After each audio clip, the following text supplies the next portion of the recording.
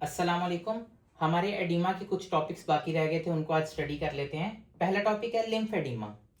Lymph जो है ना वो क्या करता है कि ये अगर हमारी एक वेसल है, ठीक है, और दरमियान में क्या है, इंटरस्टिशियम है, तो साथ ही क्या है, लिम्फेटिक वेसल भी साथ ही है, ठीक है। अब इधर से कोई भी फ्लूइड इधर आएगा या इधर से कोई प्रोटीन लीक करके इधर आएगी, तो इस लिम्फ ने क्या करना है कि उस प्रोटीन या कोई भी इम्यून सेल है उस एक्सेसिव फ्लूइड को अपनी तरफ इधर खींच लेना, ठीक है, ताकि इंटरस्टिशियम में कोई भी ऐसी चीज कलेक्ट इकट्ठी ना हो, ठीक है, ना प्रोटीन एक्यूमुलेट हो, ना एक्सेसिव फ्लूइड उधर एक्यूमुलेट हो, ठीक है। लेकिन अगर इस लिम्फेटिक की हो जाएगी ब्लॉकेज, तो ये ना प्रोटीन रिमूव कर पाएगा, ना वो एक्सेसिव फ्लूइड रिमूव कर पाएगा, या ना कोई भी इम्यून सेल रिमूव कर पाएगा। तो इधर क्या हो जाएगा, सारा फ्लूइड एक्यूमुलेट हो जाएगा, जिसकी वजह से क्या हो जाएगा, एडिमा हो जाएगा। उसी को हम क्या कहते हैं, लिम्फेडिमा। लिम्फेटिक के ऑब्स्ट्रक्शन से जो एडिमा होगा उसको हम क्या कहेंगे, लिम्फेडिमा। इसकी एग्जाम्पल है वुशेरिया बेनक्रॉफ्टी। एक नीमाटोड है, एक वर्म है, जिसकी वजह से क्या होता है, वो क्या करवाता है, लिम्फेटिक की जो है वो ऑब्स्ट्रक्शन करवा देता है, ठीक है। जब वो लिम्फेटिक की ऑब्स्ट्रक्शन करवा देता है उसकी वजह से एडिमा हो जाएगा। उस कंडीशन को हम एक नाम देते हैं एलिफेंटिएसिस, ठीक है। जो लिम्ब हमारे अगर विशेरिया बेनक्रॉफ्टी की वजह से जो लिम्ब एनलार्ज हो जाते हैं एडिमा की वजह से, उसको हम क्या कहते हैं, एलिफेंटिएसिस। इसके अलावा स्क्रोटम की एनलार्जमेंट हो जाती है एडिमा की वजह से, उसको हम क्या कहते हैं, हाइड्रोसील, ठीक है। तो विशेरिया बेनक्रॉफ्टी क्या करता है, लिम्फेटिक को ब्लॉक करता है, जिसकी वजह से एडिमा हो जाता है, ठीक है। नेक्स्ट है कैंसर। कोई भी ट्यूमर है, वो ट्यूमर अगर इस लिम्फेटिक को ऑब्स्ट्रक्ट करेगा उसकी वजह से भी एडिमा हो जाएगा, ठीक है। नेक्स्ट है सर्जरी। मुख्तलिफ सर्जरीज में हम लिम्फेटिक वेसल्स को रिमूव कर देते हैं, जैसे कि रेडिकल मैस्टेक्टमी है, ठीक है। उसमें हम क्या करते हैं, लिम्फेटिक वेसल को साथ ही रिमूव कर देते हैं, जिसकी वजह से जब लिम्फेटिक वेसल नहीं होगी, फ्लूइड जो है या प्रोटीन जो है वो रिमूव नहीं होगी इंटरस्टिशियम से, और इधर क्या होगा, सारा फ्लूइड एक्यूमुलेट हो जाएगा, जिसकी वजह से एडिमा हो जाएगा, ठीक है। नेक्स्ट है decreased excretion of salts and water. कोई भी अगर किडनी डिजीज हो जाए ना किसी को, तो किडनी की एबिलिटी जो है वो कम हो जाती है, फंक्शनिंग कम हो जाती है। तो किडनी डिजीज में क्या होगा, एक बंदे का किडनी डिजीज जिसको है वो सॉल्ट्स प्रॉपरली रिमूव नहीं कर सकेगा बॉडी से, ठीक है। जब वो बॉडी से प्रॉपरली सॉल्ट्स रिमूव नहीं कर रहा, बॉडी में ही सॉल्ट रिटेन कर रहा है, तो सॉल्ट के साथ साथ क्या रिटेन हो जाएगा, वाटर भी। जाहिर बात है, वाटर को रिमूव भी नहीं कर सक रहा, और अगर सॉल्ट रिटेन है बॉडी में तो साथ साथ वाटर भी रिटेन रहेगा, ठीक है। उसकी वजह से क्या होगा, इंटरस्टिशियल फ्लूइड का वॉल्यूम क्या हो जाएगा, बढ़ जाएगा, और उसी को हम क्या कहेंगे, एडिमा हो गया। इसके अलावा कंडीशन कौन सी हो जाएगी, सॉल्ट जाहिर बात है बॉडी में अगर ज्यादा रहेगा तो उसमें हाइपरटेंशन हो जाएगी, ब्लड प्रेशर भी रेज्ड रहेगा, ठीक है। ये क्या हो गया, decrease kidney excretion of salts and water की वजह से जो एडिमा होगा, ठीक है। नेक्स्ट है हार्ट फेलियर। हार्ट फेलियर में भी एडिमा होता है। वो क्यों होता है, हमारे हार्ट का क्या काम है, ब्लड को आर्टरीज की तरफ पंप करना। वेन से ब्लड आता है और आर्टरीज की तरफ पंप करना। जब किसी पर्सन को हार्ट फेलियर है, पंपिंग वीक हो गई है, आर्टरीज में ब्लड प्रॉपरली नहीं जा रहा, तो वेन्स में क्या करेगा, ब्लड पीछे एक्यूमुलेट होने लग जाएगा।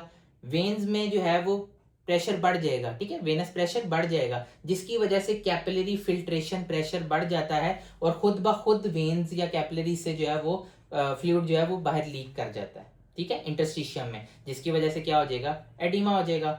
दूसरी बात, अगर हार्ट फेलियर है, ब्लड प्रॉपरली जो है वो ऑर्गन्स तक नहीं पहुंच रहा, decrease blood flow to kidneys, तो क्या होगा, वही सेम चीज, जब ब्लड फ्लो किडनी में कम होगा तो किडनी की फंक्शनिंग कम हो जाएगी, decrease excretion of salts and water हो जाएगा, ठीक है, जिसकी वजह से एडिमा होगा। दूसरी बात, जब ब्लड फ्लो कम है तो क्या रिलीज होता है किडनी से, रेनिन। रेनिन रिलीज होगा तो वो क्या करेगा, एंजियोटेंसिन बनाएगा, एंजियोटेंसिन क्या करेगा, एल्डोस्टेरॉन बनाएगा, एल्डोस्टेरॉन क्या करेगा, सॉल्ट को प्रिजर्व करेगा, सॉल्ट के साथ साथ क्या प्रिजर्व होगा, वाटर, उसकी वजह से भी क्या हो जाएगा, एडिमा हो जाएगा, ठीक है। आखिरी बात, left and right heart failure.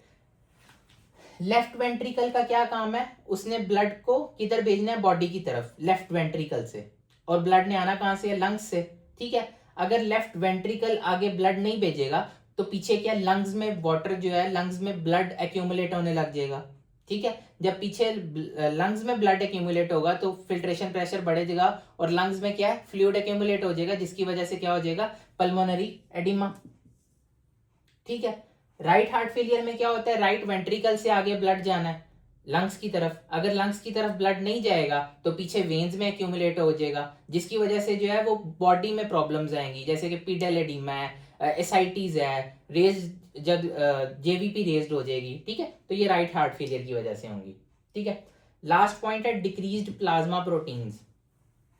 एक हमारी वेसल है ना, तो उसमें मुख्तलिफ प्लाज्मा प्रोटीन्स जो हैं वो फ्लो करती हैं, ठीक है, और इनकी वजह से क्या होता है, इधर ऑस्मोटिक कोलॉइड ऑस्मोटिक प्रेशर होता है, ठीक है, ऑनकोटिक कोलॉइड ऑस्मोटिक प्रेशर होता है प्लाज्मा प्रोटीन्स की वजह से। इस प्रेशर का क्या काम है कि ये अपने साथ फ्लूइड को जोड़ के रखता है, ठीक है, प्रोटीन्स है ना, तो जिधर प्रोटीन्स होंगी वो अपनी तरफ पानी को क्या करती हैं, पुल करके अपनी तरफ अपने साथ जोड़ के रखती हैं। तो अगर क्या है, अगर प्लाज्मा प्रोटीन्स कम होंगी, इधर प्रोटीन्स कम होंगी, तो ये हमारा कोलाइड ऑस्मोटिक प्रेशर क्या कम हो जाएगा, और इधर जो वाटर को पुल करने की एबिलिटी है वो भी कम हो जाएगी। तो जब इधर वाटर नहीं आएगा तो वाटर किधर रह जाएगा, सारा इंटरस्टिशियम में। तो इंटरस्टिशियम में क्या है, वाटर एक्यूमुलेट हो जाएगा और एडिमा हो जाएगा, ठीक है। दो कॉजेज हो सकती हैं प्लाज्मा प्रोटीन्स कम होने की, एक है failure to produce plasma proteins और दूसरा है लीकेज ऑफ प्रोटीन्स।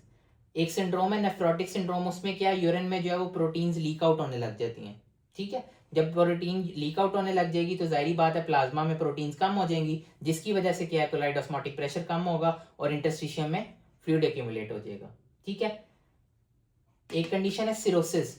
हमारी प्लाज्मा प्रोटीन्स बनाता कौन है, लिवर, ठीक है। अगर लिवर डिजीज हो जाएगी, सिरोसिस हो जाएगा, फाइब्रस टिश्यू की ग्रोथ हो जाएगी लिवर में, तो प्लाज्मा प्रोटीन्स की प्रोडक्शन क्या हो जाएगी, कम।